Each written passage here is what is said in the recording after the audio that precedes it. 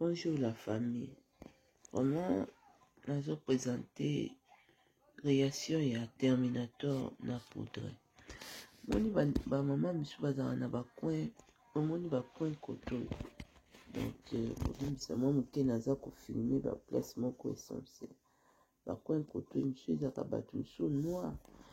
En tout cas ba misapi ya makolo. Misusu wa mona misusu za noir. Moni mo ezoya.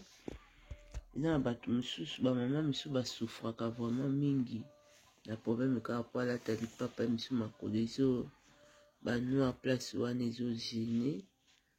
En tout cas Terminator na poudre.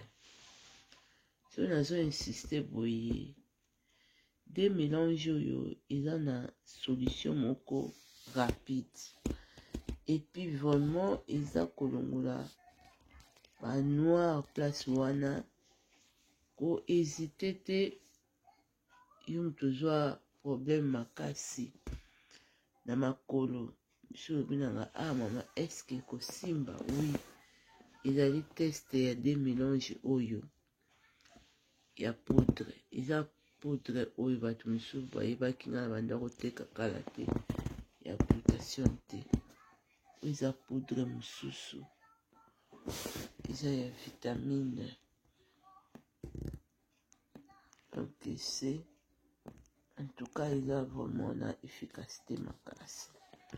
Comme tous appelés na communauté moko bande comme sous balinga apekaka preuve à l'appui aux hommes. Donc il se colle même menga pe de na lubaka bongisa poso na bongisa ngo pe na bino zomona. En tout cas ils ont bikisa te noir ils ont bikisa te. Ils ont vraiment les deux solutions wana ils ont qu'on nettoyer penza ba noir bien. Malgré tout ça qui na solution misusu omona moi kizo tika la meyango penza na si bozomona ba position quitter position ezo longa vraiment.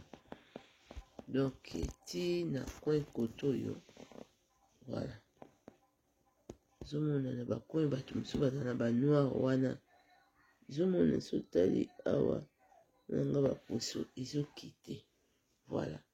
Eza ba preuve oyo nazolakisa oyo po eza na bandeko mosusu bazala ba Saint Thomas et puis baza désespéré basali ba biloko misusu mpe bosalelaka Terminator yango moko e misusu olembi lobi nazomona vraiment makolo na yo eza makasi resistaka. Alors meka mpe solution oyo meka ndenge biso nyonso tozomeka ezobikisa noir te monati oyo baposi ezokite.